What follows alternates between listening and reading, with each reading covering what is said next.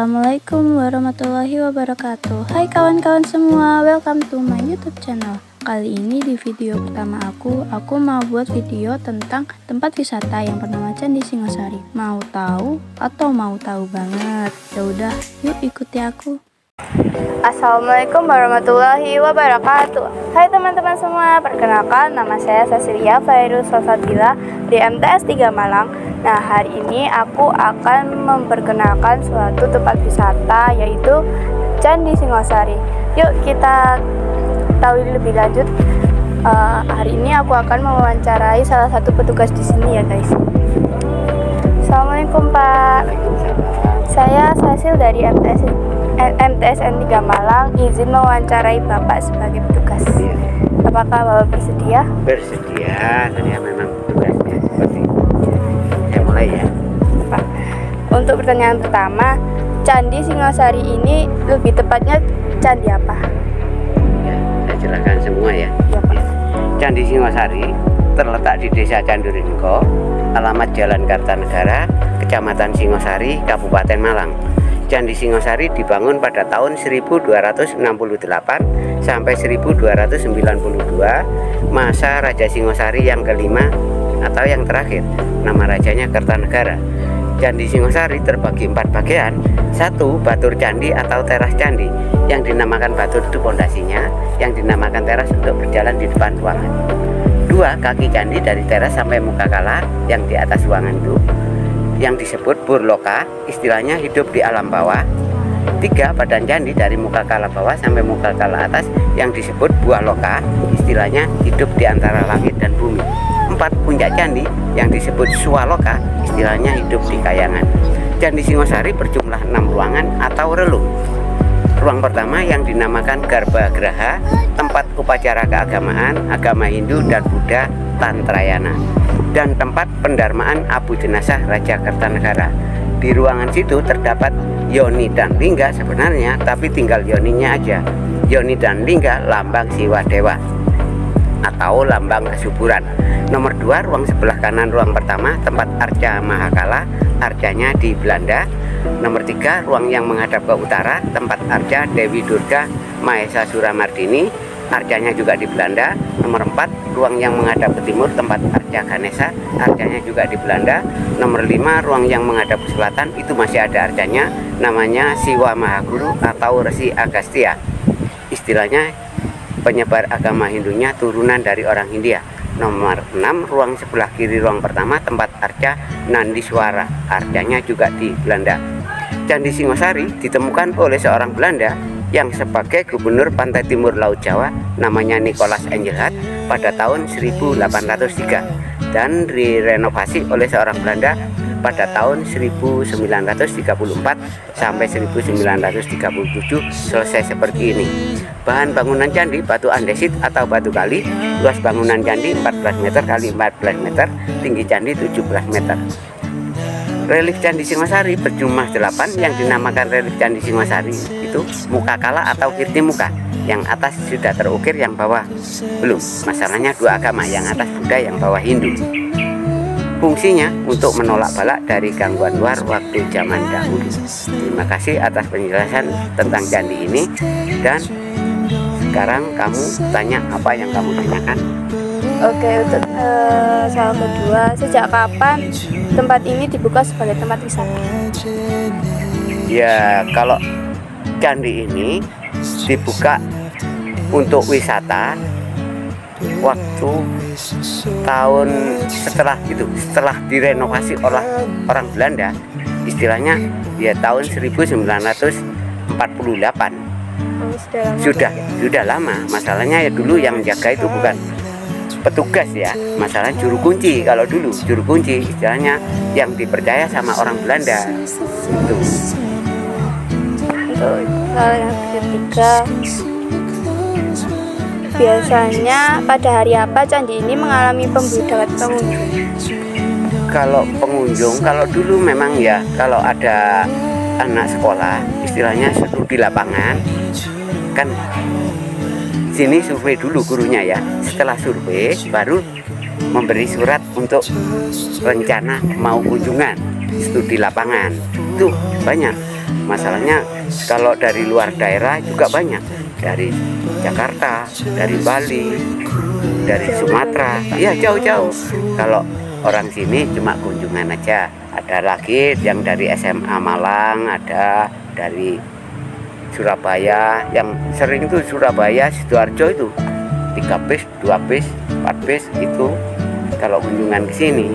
Sekarang masalahnya ya masih belum diperbolehkan sama kementerian, istilahnya cuma 50%. Jadi kunjungan itu nggak sepenuh seperti itu. Berapa pengeluaran yang harus dikeluarkan setiap bulan untuk merawat candi tersebut? Kalau untuk pengeluaran merawat candi ini ya lebih banyak lagi Mbak Dek. Masalahnya ya istilahnya motong rumput ini halamannya kan beli bensin ya kira-kira 10 liter tak, 1 minggu itu 10 liter. Boleh nggak Pak ceritakan sedikit sejarah yang lebih dalam untuk candi? Ya itu yang paling dalam tadi yang saya jelaskan itu sudah paling dalam ya. Kalau untuk sejarah mulai pertama ya itu sebelum kerajaan Singosari kan bukan kerajaan Kadipaten Tumapel yang diketuai Aku Tunggul Ametung sama Kendedes ya. Setelah itu waktu Kadipaten Tumapel itu diketuai Tunggul Ametung sama Kendedes, itu ada seorang laki-laki turun dari pegunungan, istilahnya orang itu seorang begal atau perampok yang bernama Ken Arok ya, turun dari pegunungan mengetahui Kadipaten Tumapel kok rame, itu akhirnya dia itu melamar pekerjaan di situ. Akhirnya diterima sama Tunggul Ametung untuk ditugaskan mengantarkan putri-putri ke Sendang Kabupaten mandi ya. Setelah lama bekerja di Kadipaten Tumapel itu dia itu tugasnya mengantarkan putri-putri mandi, akhirnya mengintip seorang putri-putri mandi, akhirnya melihat sosok putri yang badannya mengeluarkan cahaya ya Kendedes itu. Terus akhirnya pulang ke Kadipaten mengantarkan putri-putri. Setelah itu keluar mencari orang pintar. Saya baru menemui putri yang badannya mengeluarkan cahaya, mengatakan ke orang pintar itu ada apa firasatnya. Terus akhirnya orang pintar itu mengatakan, seandainya kamu bisa memperistri putri yang badannya mengeluarkan cahaya akan menjadi raja besar. Akhirnya pulang ke Kadipaten. Besoknya yang tetap mengantarkan putri-putri lagi tiap hari, mengantarkan pulang. Akhirnya sudah lama, akhirnya mengintip lagi kok tetap satu itu yang badannya mengeluarkan cahaya. Akhirnya pesan pusaka ke Empu Gandring. Setelah pesan pusaka ke Empu Gandring terkejut. Seorang tukang andong pesan pusaka tujuannya apa? Nah gitu Empu Gandring. Akhirnya Empu Gandring bersemedi untuk melihat sifat Ken Arok. Akhirnya mengetahui kalau sifat Ken Arok itu tujuannya enggak benar. Akhirnya pusaka itu enggak diselesaikan. Setelah lama ya, akhirnya Ken Arok menemui Empu Gandring. Mana pusaka saya? Sudah selesai? Belum, pegangannya belum selesai, belum ada pegangannya, jadi sarungnya juga belum selesai. Akhirnya diminta sama Ken Arok untuk melihat kondisinya pusaka itu. Akhirnya dikasihkan sama Empu Gandring. Setelah dikasihkan dilihat, akhirnya ditusukkan ke Empu Gandring. Setelah ditusukkan ke Empu Gandring, sebelum meninggal Empu Gandring menyabda pusaka itu, kalau nggak 7 turunan nggak berhenti. Itu akhirnya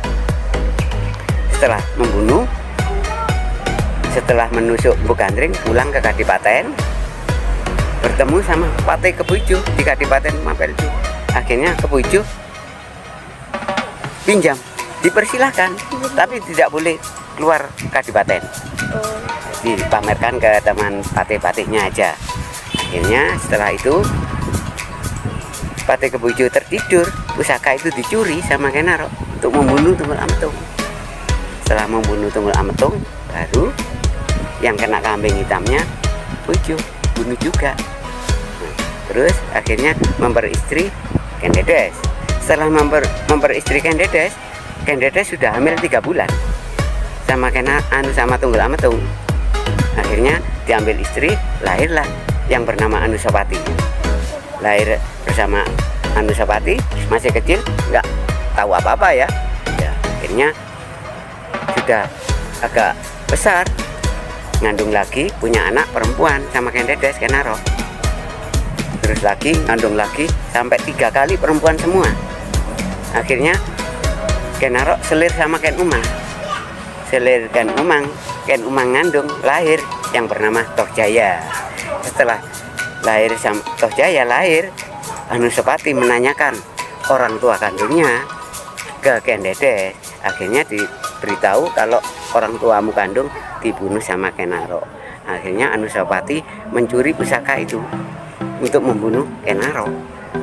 Setelah membunuh Kenaro, baru yang Tohjaya masih kecil, dia belum mengerti.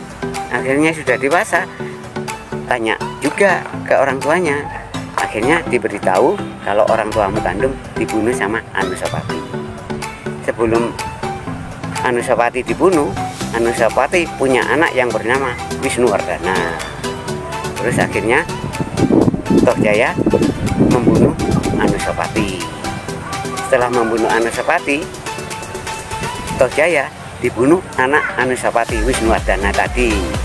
Setelah itu Wisnuwardana terbunuhnya sama pusaka itu diserang sama tentara Mongol dari Cina bersamaan kerajaan Jayakatwang. Akhirnya baru sebelum meninggal, Kartanegara diberi takhta. Anak Wisnuwardana itu Kartanegara diberi takhta. Seandainya saya sudah nggak mampu menjadi raja, kamu melanjutkan jadi raja kelima. Masalahnya Kenaro Kartanegara masih menjabat raja di daerah-daerah kecil-kecil. Nah, setelah itu baru terbunuh sama pusaka itu sama tentara Mongol, orang tuanya Kartanegara. Akhirnya dibantu sama menantunya Kartanegara yang bernama Raden Wijaya. Setelah dibantu itu, akhirnya tentara Mongol sama Jayakatwang mengundurkan diri, diserang sama Raden Wijaya itu. Terus akhirnya Kartanegara menjabat raja kelima, raja terakhir. Sudah terakhir yang paling jaya Raja Kartanegara, kan sudah 7 turun deh ya. Jadi Bugandring,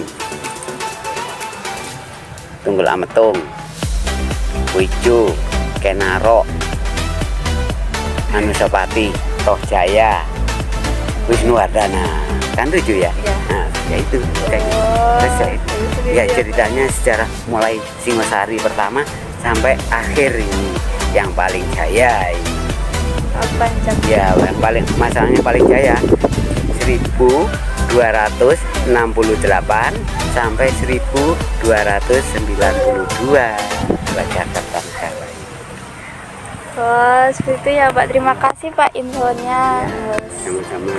Saya selaku dari atas Tiga Malang mohon maaf atas perkataan atau yang perilaku saya yang kurang berkenan. Terima kasih Pak informasinya. Assalamualaikum. Waalaikumsalam. Nah, sekian dari aku nih beberapa informasi tentang Candi Singosari. Sampai jumpa. Wassalamualaikum warahmatullahi wabarakatuh.